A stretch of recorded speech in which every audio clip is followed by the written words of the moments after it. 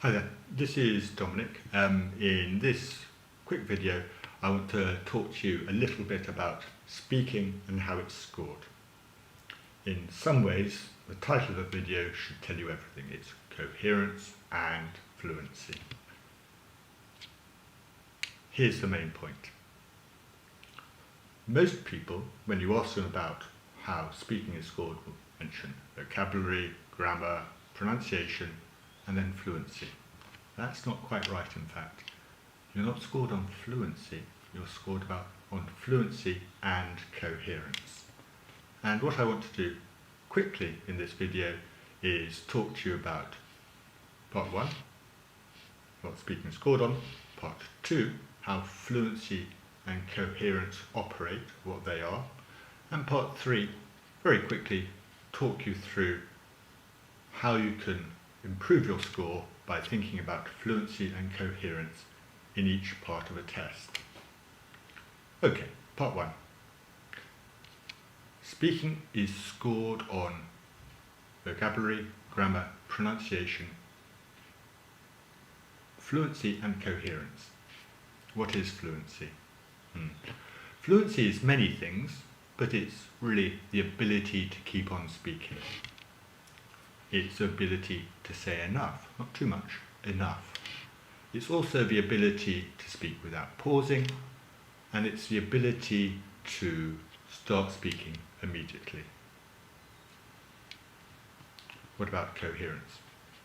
Two separate parts to coherence, related but separate. One is cohesive devices.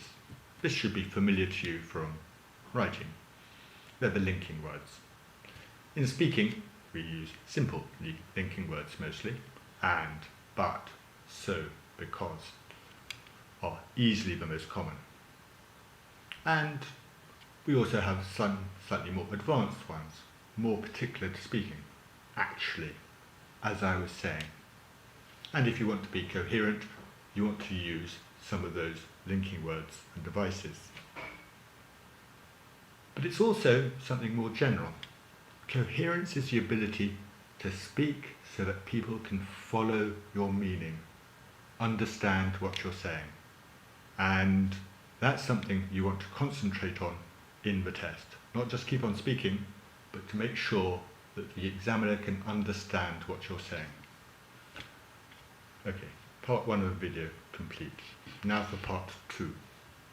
Part 2 is, how do fluency and coherence relate? They're different, but what point I want to make here is, in some ways, they're not just different, they're opposite. What do I mean? Well, to speak fluently, you need to keep on speaking. And if you want to keep on speaking, you can't waste time thinking too much. Your mouth has to keep on moving. Coherence is actually slightly different. Coherence is largely an organisational task. You want to organise what you want to say. But it's not like writing. This is speaking. It's a real-time activity. You don't have time to stop and think. But you need to make time to stop and think. And so fluency, keep speaking, speaking, speaking, don't think. Coherence, stop, think, pause. And your task in IELTS speaking is to find a way of marrying those two together. To keep speaking and find thinking time.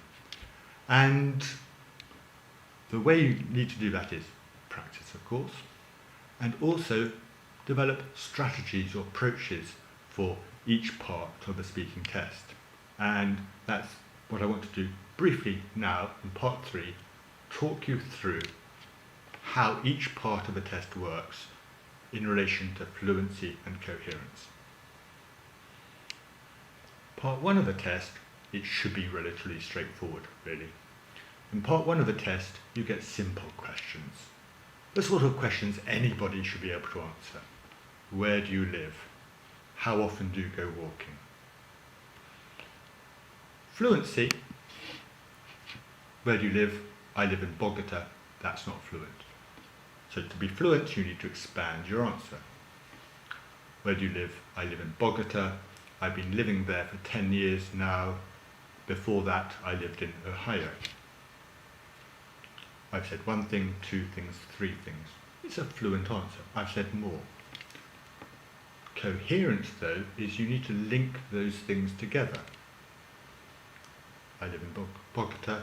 I've been living there. That's a linking word, isn't it? I've been lived there for 10 years now. Before that, I lived in Ohio. And again, I link it together.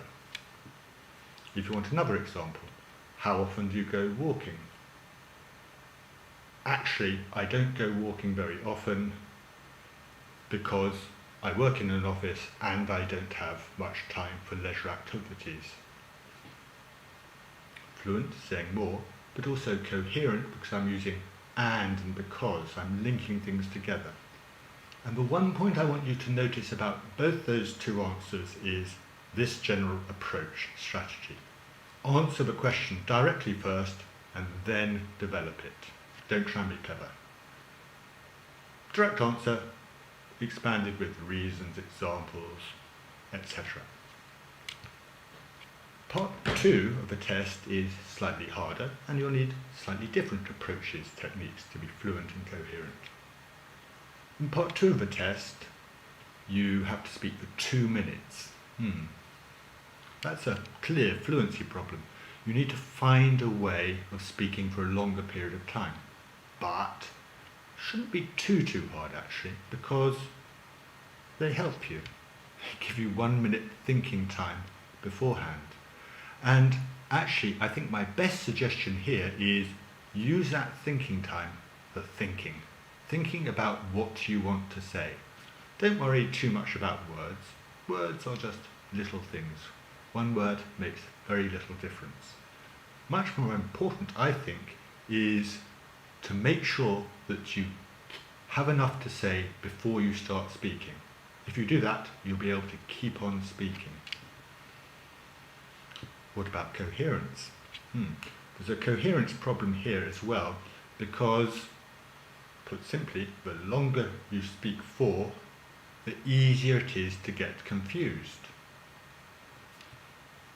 But again, it's not too hard actually here, and the exam helps you again. The question you get is not speak for 2 minutes about this, it's like this. Talk about someone interesting from your childhood. That's the topic. And then it says this. You should say who that person is, 1. How you first met them, 2. 3. What you did together. And 4. Why that person was so interesting. And here is my suggested technique strategy. Don't talk about one thing. Talk about each of those things separately. Speak, pause, speak, pause, speak, pause, speak, pause.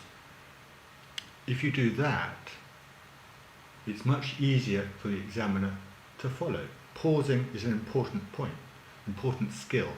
And actually you can still pause and remain fluent. You just have to pause in the right place. Here, in between each separate little question. And something else. You want to help the examiner further by saying what you're talking about. I'll make this slightly babyish, perhaps oversimple, but you start by saying, I'm going to tell you about this person. This is how I met them. Blah, blah, blah, blah, blah, blah, blah. I'm now going to talk to you about how I first met them. Blah, blah, blah, blah, blah, blah, blah. Now, this is what we did together. Blah, blah, blah. And finally, this is why this person was so interesting. Of course, that's slightly oversimple, and if you want to get higher scores, you need to find more interesting ways to link things together. But you still want to link things together and show the examiner what you're talking about. So, that's part 1, answer directly. Part 2, think and then separate each part. Part 3 of the test, you need a slightly different set of skills and strategies. What's the problem here? This is, I think, the hardest part of the test. Here, you're asked questions where you need to think. Not like part 1, these are thinking questions. How popular is marriage with younger people in your country? You may not know. Here's a fluency problem. You may not have much to say, but you still have to expand your answer. There's a fluency problem. And the coherence problem is this. You need to think. You're not given thinking time like part 2. You're going to be fluent, you're going to start speaking immediately, but you also need to find the thinking time. And I don't really have time to do it here. On my site you'll find different strategies for dealing with these harder speaking questions. But here's the main point I want you to take away here. You need to find a way of organising your answer. A strategy for this type of question. So I'm going to start by talking about this, then that, and perhaps at the end answer the question. And you're doing that because you're thinking about being fluent and also thinking about being coherent. Okay, that's almost all. I just want to finish by going back to the beginning, being coherent, reminding you about the main purpose of this video. When you're studying speaking, don't just think about fluency. Think about being coherent as well, helping people understand what you're saying, linking things together.